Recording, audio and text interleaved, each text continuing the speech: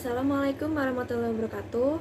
Nama saya Vini Kurniasari dari kelas SM04 SMJP 011 dengan NIM 20 10 10 50 1542.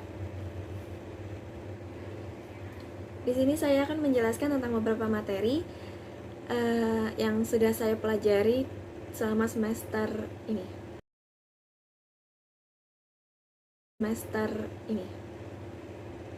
Yang pertama, pertemuan 16, yaitu tentang biaya modal.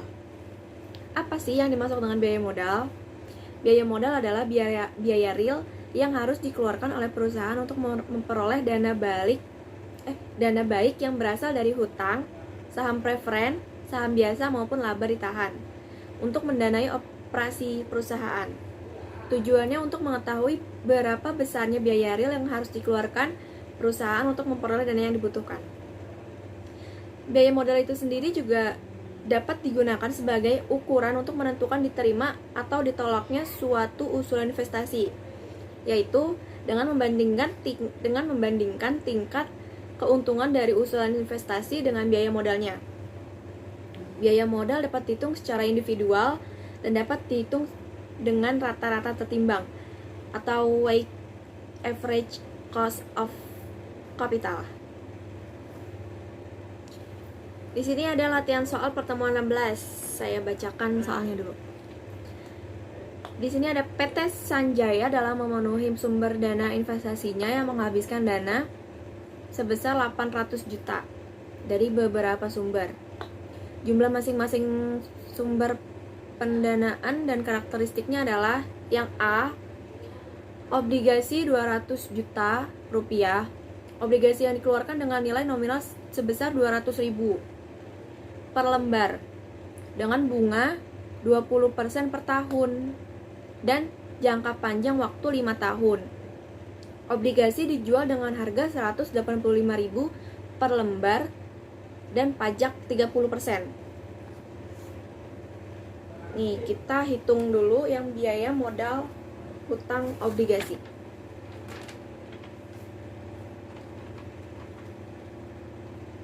Pertama, bunga hutang jangka panjangnya itu kan I sama dengan 200.000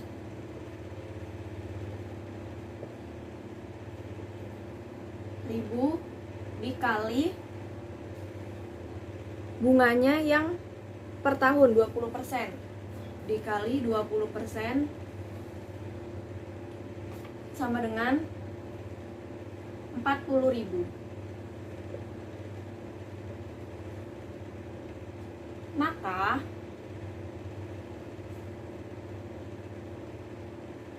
KD-nya I ditambah NB dibagi N kecil per NB ditambah N dibagi 2. Itu rumusnya ya. KD ini harga modal hutang obligasi. Ini yang ditanya. Biaya modal hutang obligasi ini yang ditanya ya.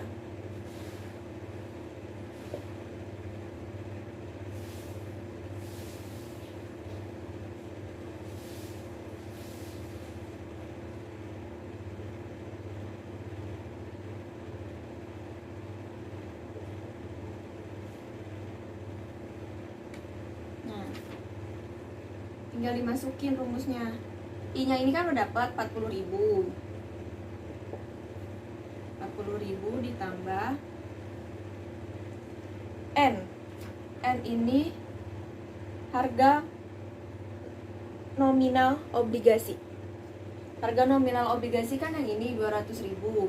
Berarti tulis 200.000. Dikurang NB. NB itu nilai bersih penjualan. Nilai bersih penjualan tadi di sini ada 185.000. 185.000 dibagi N ini umur obligasi. Di soal dari 5 tahun. Bagi 5. per NB-nya tadi 185, diturunin, ditambah N-nya 200, dibagi 2, sama dengan 43.000 per 192.500 tambah dengan 0,22337. Disederhanain jadi 22,34.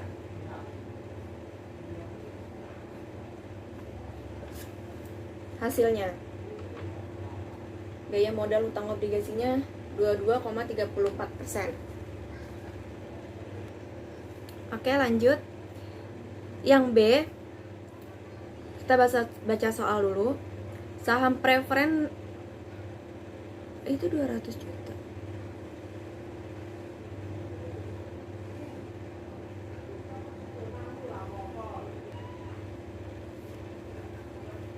Oke, dilanjut. Sesuaikan dengan tingkat pajak. Tadi kan totalnya 22, sesuaikan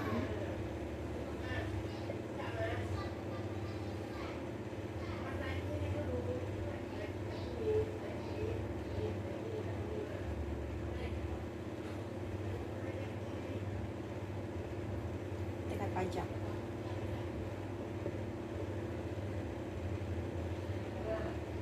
KD-nya kan tadi udah ketemu 22,34. KD 1 kurang T 22,34 persen 1 dikurang 23.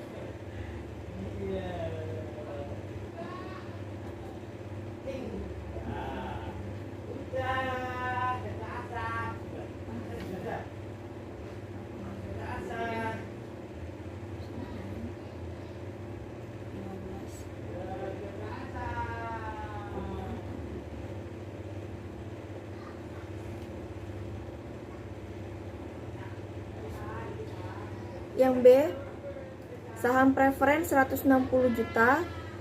Saham preferen yang dijual dengan harga 12.500 per lembar dengan memberikan dividen secara tetap sebesar 1.800.000 per lembar. Biaya emisi 250 perak per lembar. Ya, kita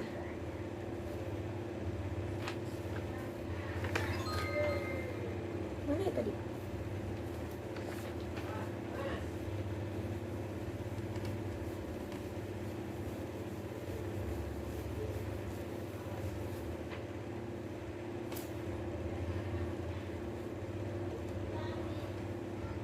Yang B, biaya modal saham preferen yang ditanya.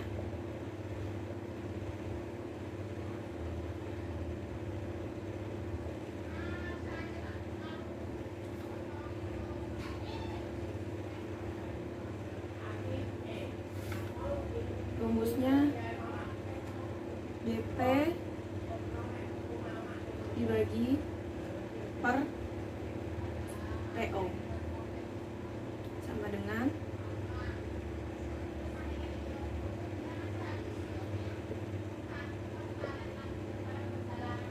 1.800 per 12.500 sama dengan 0,144. Dijadiin persen jadi 14,40%. Yang C, saham biasa 440 juta. Saham ini laku dijual dengan harga pasar 9.000 per lembar. dan dividen akan dibayarkan sebesar 1.250 per lembar dengan pertumbuhan 4%. Nah, biaya modal saham ini dihapus dulu.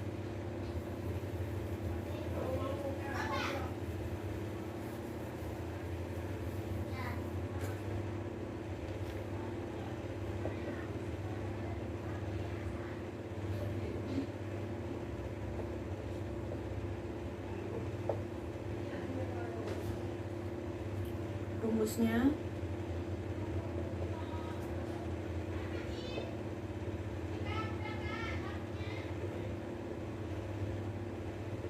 ditambah 1.250 9.000 ditambah 4%,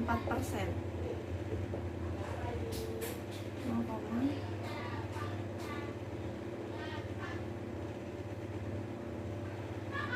ditambah 4% sama dengan 0,1789 dijadiin persen jadinya 17,89%. Ini biaya modal sahamnya.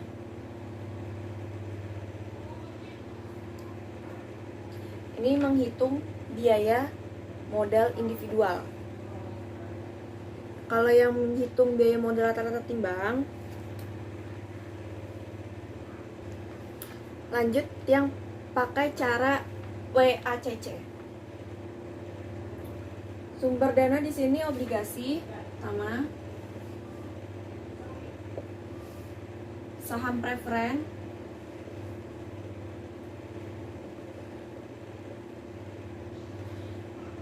saham biasa.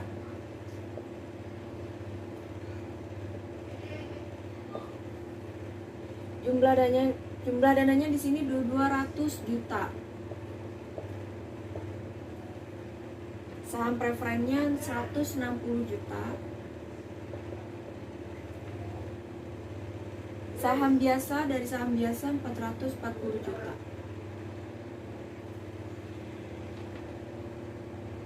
Porsinya di sini obligasi 25%,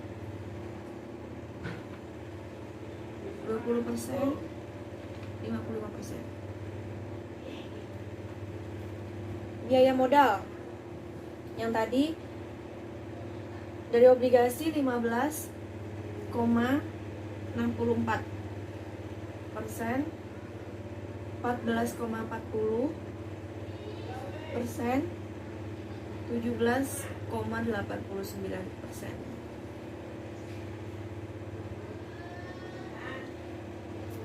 Biaya tertimbangnya. Biaya tertimbangnya cara ngitungnya 25% dikali 15,64%. Jadinya 3,91%. Bawahnya sama hitungnya 2,80 hasilnya. Yang ketiga 9,84.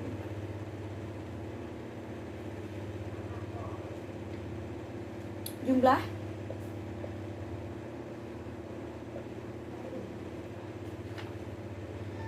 dari 200 juta ditambah 160 juta ditambah 440 juta hasilnya 800 juta. Hasilnya ini 100%. Ini hasilnya 16,63%.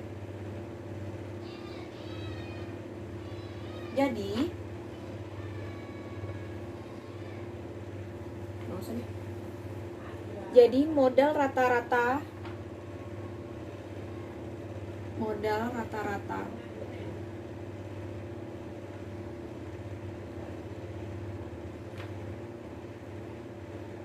WACC adalah 100. Oh, enggak. Ini kita jelasin dulu yang hitung dalam rupiah.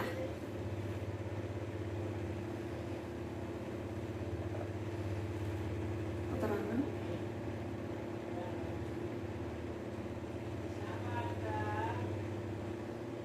tambahan modal.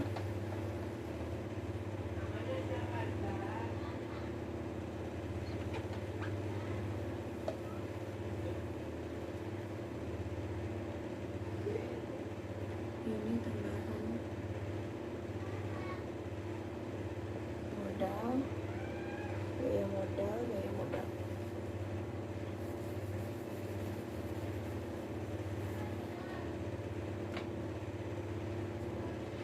Di sini bentar. Jadi dirupiahin jadi 31.280 juta. Ini 23 40 juta. 78 716 juta. Totalnya jumlahnya 133.036.000 rupiah.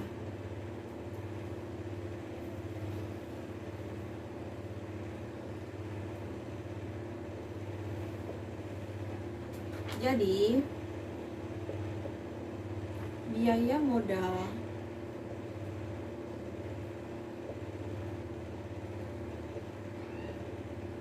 rata-rata WACC totalnya ini 133.036.000 per 800 dikali 100% sama dengan 16,63. Ini rata-ratanya. Temu. Terima kasih.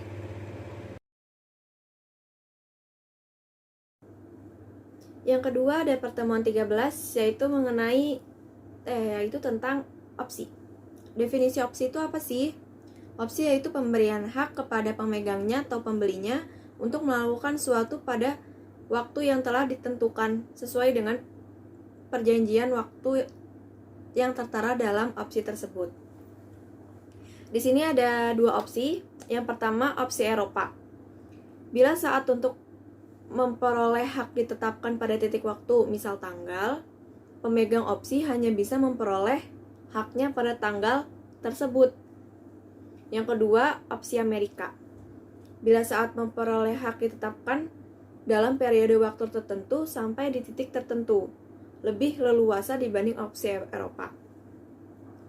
Di sini ada 7 istilah penting dalam opsi. Yang pertama, investor, mereka yang membeli saham. Yang kedua, emiten, pengguna dana. Yang ketiga, penerbit, investor yang menerbitkan opsi. Keempat, jatuh tempo, waktu yang disepakati kedua investor untuk melaksanakan haknya. Yang kelima, harga jatuh tempo, harga yang ditawarkan oleh penerbit kepada investor. Keenam, opsi call, penerbitnya memberikan hak untuk membeli saham yang menjadi jaminannya dengan harga dan waktu tertentu. Yang ketujuh, opsi put,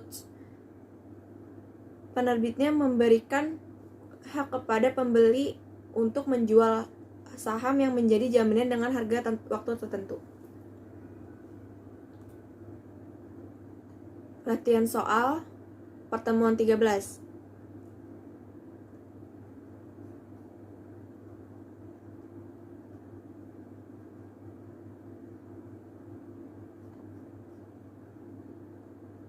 Yang pertama, apa yang dimaksud dengan opsi beli dan opsi jual? Opsi beli atau call option adalah hak untuk membeli saham atau aset lainnya pada harga kesepakatan dalam jangka waktu yang telah disepakati. Kalau opsi jual, put option, hak untuk menjual saham dengan harga kesepakatan dalam jangka waktu yang telah disepakati. Nomor 2, harga saham 200 perak per lembar saham, dan tahun yang akan datang mungkin akan meningkat 10% dan turun 20%. Jika tingkat keuntungan bebas risiko adalah 6% dan harga penyerahan 150 perak, berapakah harga opsi beli tersebut? Kita jelasin di papan tulis. Yang pertama, diketahuinya harga saham.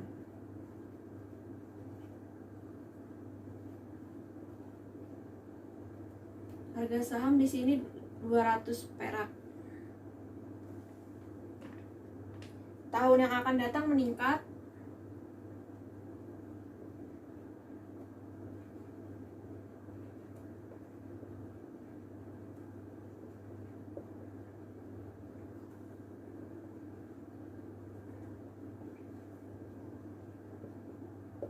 meningkat 10%.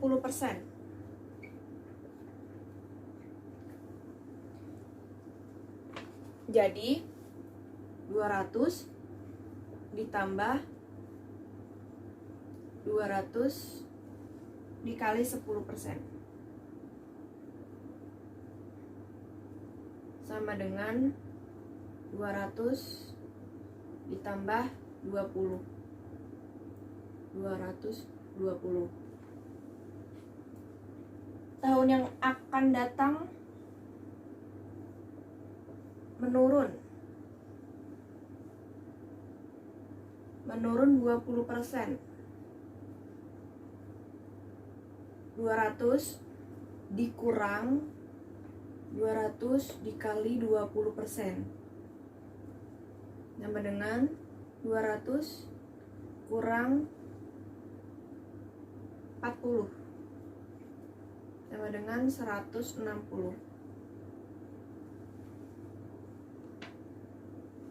Ini tahun yang akan datang meningkat 10%, tahun yang akan datang menurun 20%.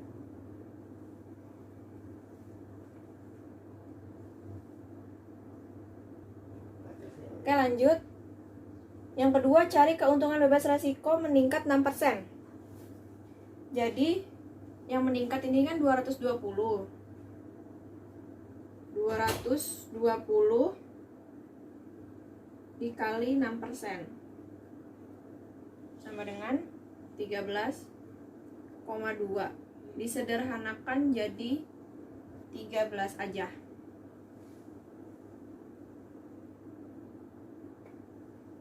Keuntungan bebas resiko yang kedua yang menurun 20% ini berarti 160. 160 dikali 6% sama dengan 9,6. Disederhanakan jadi 10.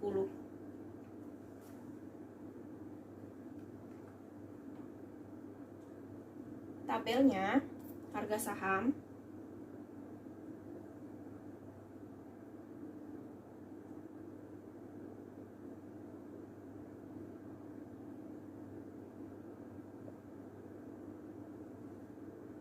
tingkat resiko,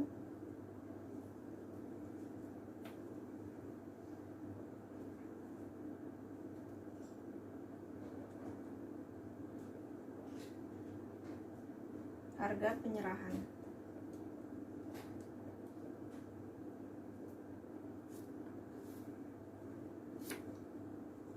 Ini yang naik 10%.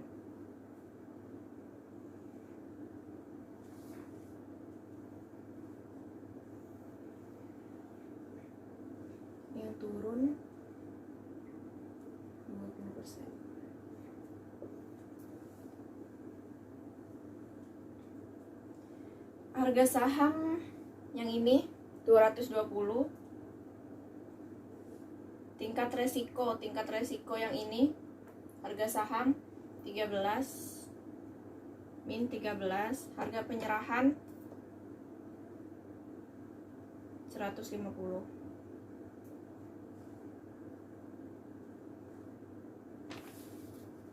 Ini 160, 10, 150.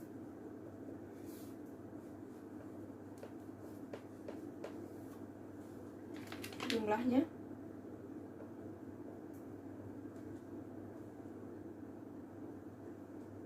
357, 300. Sekian dari saya.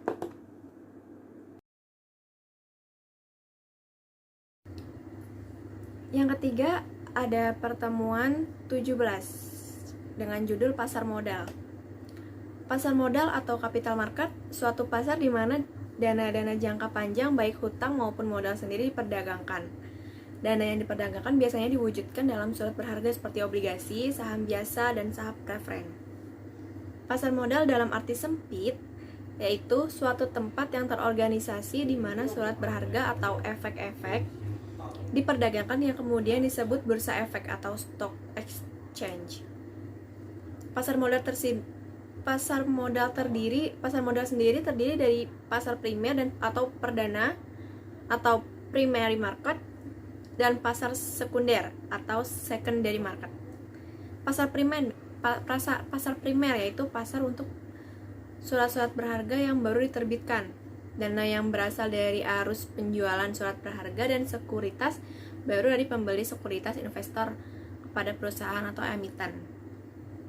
Pasar sekunder yaitu pasar perdagangan surat berharga yang sudah ada sekuritas atau sekuritas lama yang di bursa efek.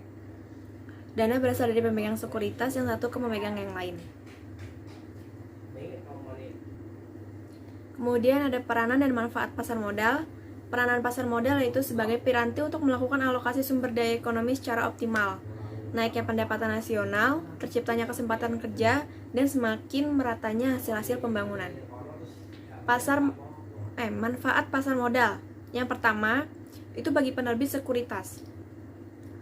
Jumlah dana yang dapat dihimpun bisa menjadi lebih besar, ketergantungan emiten kepada bank lebih kecil, jangka waktu penggunaan dana tidak terbatas, tidak ada beban finansial yang tetap, profesionalisme dalam manajemen meningkat, tidak dikaitkan dengan kekayaan sebagai jaminan tertentu, dana dapat diterima sekaligus pada saat pasar perdana selesai.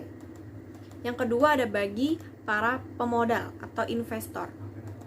Nilai investor berkembang mengikuti pertumbuhan ekonomi, memperoleh dividen bagi yang memiliki saham dan mendapatkan bunga tetap atau bagi yang memiliki obligasi. Lalu mempunyai hak suara dalam rapat umum bagi pemegang saham atau RUPS dan mempunyai hak suara dalam rapat umum pemegang obligasi atau RUPO bagi pemegang obligasi. Yang ketiga ada bagi pemerintah. Manfaatnya mendorong melaju pembangunan, mendorong investasi, menciptakan lapangan kerja. Yang keempat adalah bagi lembaga penunjang. Manfaatnya itu menuju ke arah profesional di dalam memberikan pelayanannya sesuai dengan bidang tugas masing-masing. Likuiditas efek semakin tinggi, semakin bervariasinya jenis lembaga penunjang. Yang terakhir sebagai pembentuk harga dalam bursa paralel. Lembaga-lembaga pengelola pasar modal agar tercipta iklim investasi yang baik antara emiten dan investor yang berlakunya pelaksanaan, pembinaan dan pengawasan yang baik diperlukan pengelolaan pasar modal efektif dan efisien.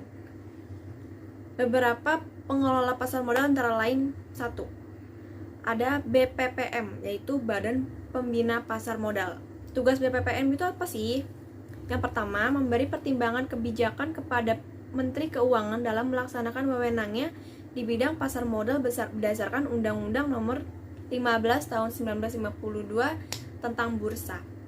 Yang kedua, memberikan pertimbangan kebijakan kepada Menteri Keuangan dalam melaksanakan wewenangnya terhadap BUMN, PT Persero, Dana Reksa sebagaimana dimaksud Kepres Nomor 52 Tahun 1976. Yang kedua ada Badan Pengawas Pasar Modal, BAPEPAM.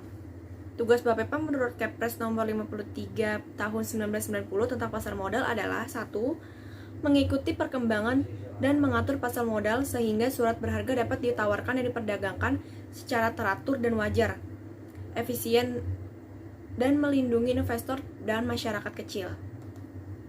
Yang kedua, melaksanakan pembinaan dan pengawasan terhadap lembaga-lembaga berikut, kayak reksadana, bursa efek, lembaga clearing, perusahaan efek dan perorangan, profesi penunjang modal, pasar modal. Yang ketiga adalah lembaga penunjang pasar modal. Lembaga ini sebagai perantara antara emiten dan investor yang berfungsi sebagai lembaga penunjang dalam pasar perdana dan pasar sekunder. Adapun tugas tersebut adalah tugas-tugasnya. Lembaga penunjang pasar perdana antara lain untuk pasar saham, penjamin emisi efek, akuntan publik, konsultan hukum, notaris, agen penjual dan penilai.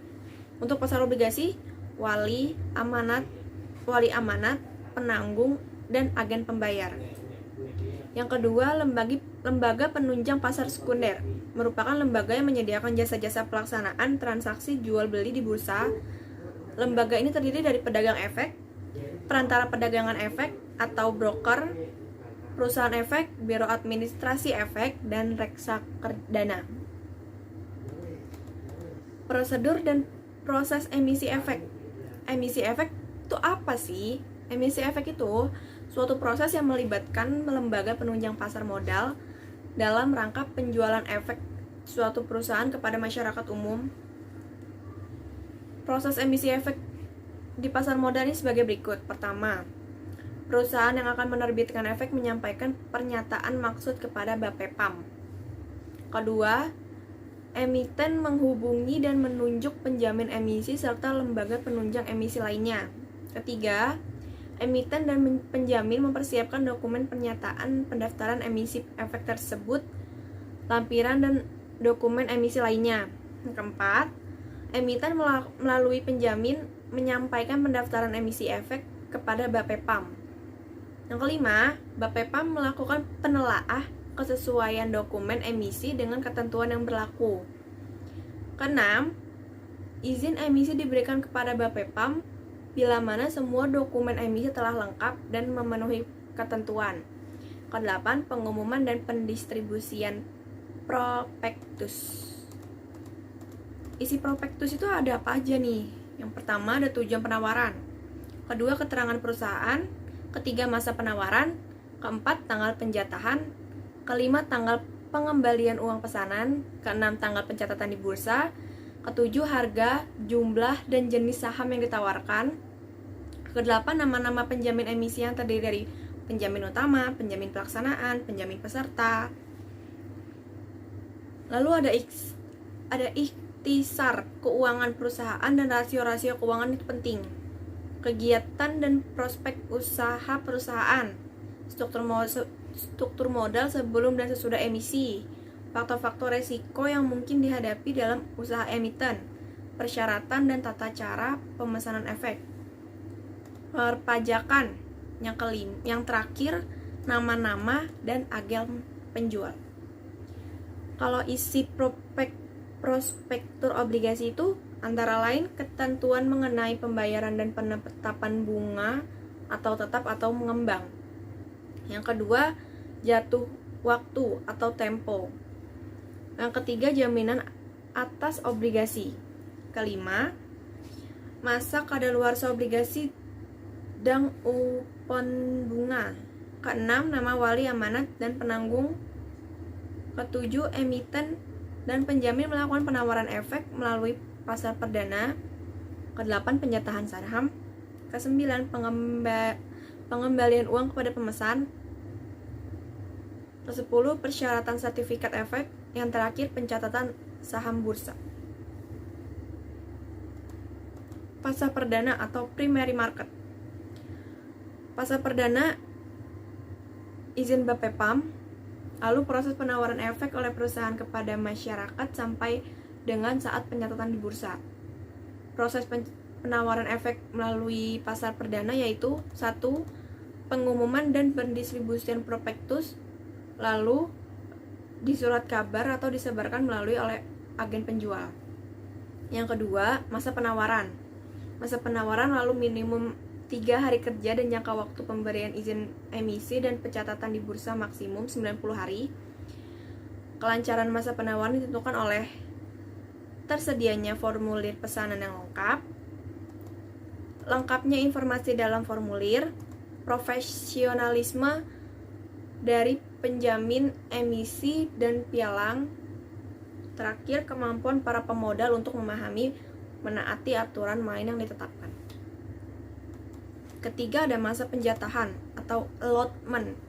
Masa penjatahan ditetapkan selama 12 hari terhitung mulai berakhirnya masa penawaran. Penjualan dilakukan jika jumlah efek yang diminta pemodal jauh melebihi jumlah efek yang disediakan emiten. Beberapa sistem penjatahan yaitu fixed allotment, penjatahan di mana anggota penjamin emisi maupun agen penjual telah memiliki pembeli.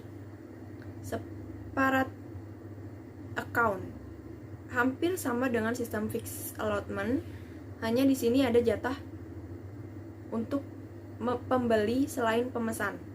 Pooling, seluruh pemesanan saham di pool pada penjamin emisi. Jika terjadi kelebihan permintaan, akan dilakukan penjatahan secara proporsional atau penjatahan diundi. Gabungan fixed allotment dan pooling. Yang terakhir, untuk mengetahui kelemahan kedua sistem tersebut. Pasar sekunder. Pasar sekunder atau secondary market, penjualan efek setelah pasar perdana berakhir. Pelaku pasar sekunder, para pemegang saham dan calon pemegang saham. Perputaran uang terjadi antara pemegang saham. Pasar sekunder di Indonesia, Bursa Efek Jakarta BEJ, Bursa Efek Surabaya BES, dan bursa paralel. Sistem perdagangan efek yang terorganisir selain Bursa Efek Jakarta dan Bursa Efek Surabaya. Pasar paralel diatur dan diselenggarakan oleh Perserikatan Perdagangan Uang dan Efek dan diawasi oleh Bapepam. Instrumen pasar modal. Instrumen pasar modal pada prinsipnya adalah semua surat-surat berharga atau efek yang umum diperjualbelikan melalui pasar modal. Instrumen yang umum diperjualbelikan melalui Bursa Efek Indonesia saat ini adalah saham dan obligasi.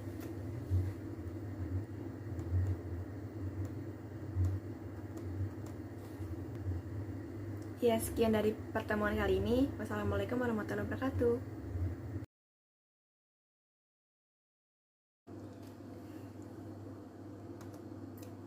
Materi yang keempat yaitu di pertemuan ke-11, yaitu ada dengan judul Manajemen Risiko Investasi Kedua, tentang analisa sensitivitas.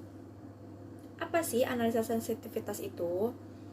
Analisa sensitivitas merupakan teknik penilaian akibat adanya perubahan-perubahan dalam aliran kas pada suatu kegiatan atau proyek. Kita langsung ke langsung ke latihan soal.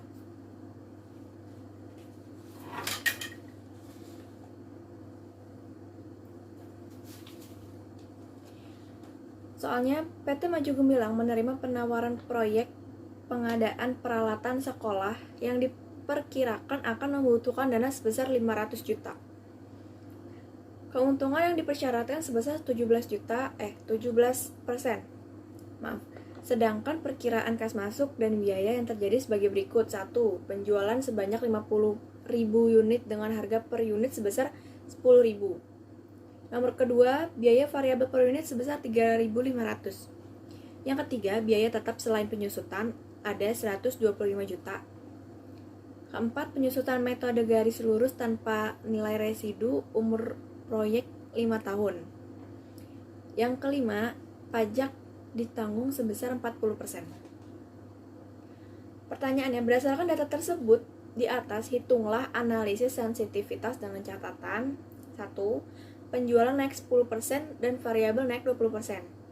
Yang kedua, penjualan naik 20% dan biaya tetap naik 15%, lalu biaya variabel naik 10%. Kita coba.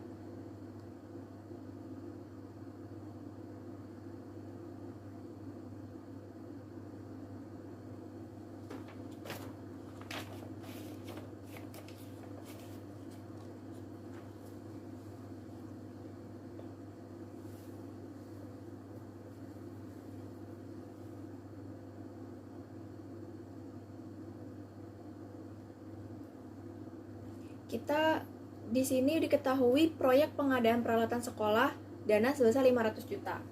Oke, keuntungan yang dipersyaratkan 17 juta. Ini perkiraan kas masuk dan biaya yang terjadi sebagai berikut.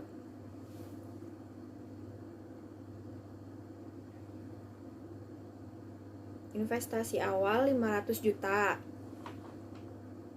Proyek penjualan 50.000 unit dikali 10.000 itu tahun ke-1 sampai ke-5 itu 500.000, 500 juta. Biaya variabel 3.500 dikali 50.000 unit 175 juta. Biaya tetap selain penyusutan 125 juta, depresiasi 50 juta, laba operasi 150 juta, bunga hutang nggak ada, laba 150 juta, pajak 40% 60 juta, laba setelah pajak 90 juta, aliran kas yang masuk IT plus penyusutan 140 juta. Dari aliran kas masuk yang diharapkan dapat dihitung besarnya NPV yang diharapkan dari proyek dengan menggunakan diskonto 17%. Caranya, NPV sama dengan min 500 juta ditambah 140 juta per 1 min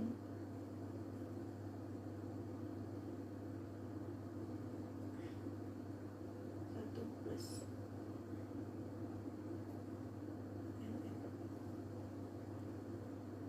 ber 1 sama dengan ini sama dengan ini saja, sama dengan 500 juta ditambah 140 juta 3.200 sama dengan 500 ditambah 448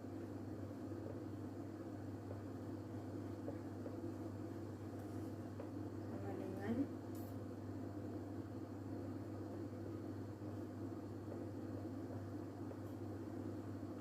minus 52.140 juta. Berdasarkan hasil perhitungan NPV ini negatif, maka sehingga proyek yang diperoleh PT Maju Gemilang itu tidak layak dilaksanakan.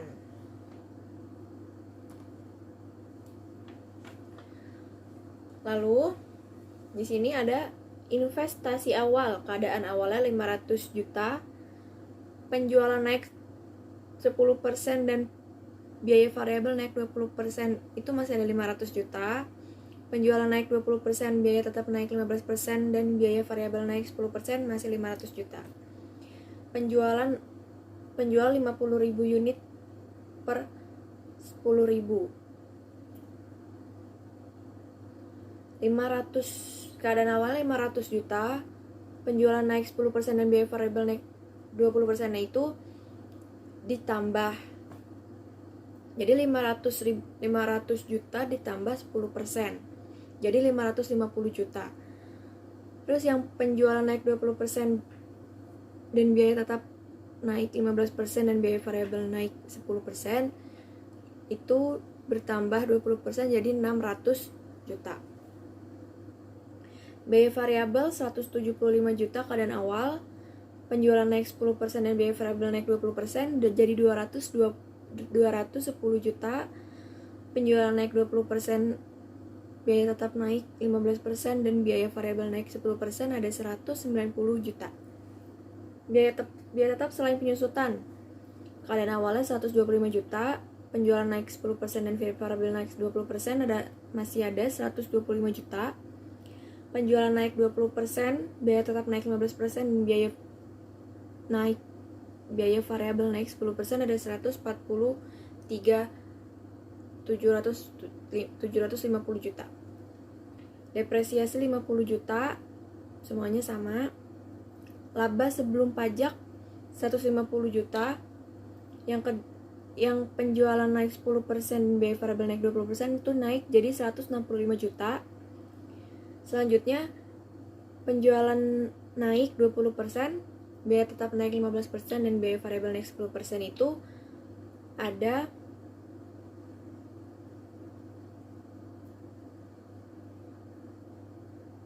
$218 juta. Pajak 40%, keadaan awalnya 60 juta. Penjualan naik 10% dan biaya variabel naik 20% itu naik jadi 66 juta. Penjualan naik 20% dan biaya tetap naik 15% itu naik lagi 88.500 juta. Laba setelah pajak keadaan awalnya 90 juta. Yang penjualan naik 10% dan biaya variabel naik 20% itu naik 99 juta. Penjualan naik 20% dan biaya tetap naik 15% itu ada 128.250 juta. Nilai kas masuk keadaan awalnya 140 juta, naik lagi 149 juta, naik lagi jadi 178.250 juta. PV masuknya 448 juta keadaan awalnya. Terus yang penjualan naik 10% dan biaya variabel naik 20% itu jadi 476.800 juta. Penjualan naik 20% dan biaya tetap naik 5% dan biaya variabel naik 10% itu naik lagi jadi 570.400 juta. NPV-nya 1 sama dengan 17%, itu jadi minus 52.140.000. Yang penjualan naik 10% dan biaya variabel naik 20% itu jadi minus 23.200.000. Penjualan naik 20% dan biaya tetap naik 15% dan biaya variabel naik 10% itu plus 70.400.000 rupiah. Dari analisis tersebut, dengan adanya perubahan beberapa variabel mengakibatkan perubahan antara kas sehingga NPV-nya mengalami perubahan. Perubahan yang menyebabkan naik aliran kas yaitu adanya penjualan, sehingga yang menyebabkan menurunnya aliran kas yaitu adanya penurunan pindahan bosnya. Ya, sekian dari saya. Kurang lebihnya mohon maaf. Wassalamualaikum warahmatullahi wabarakatuh.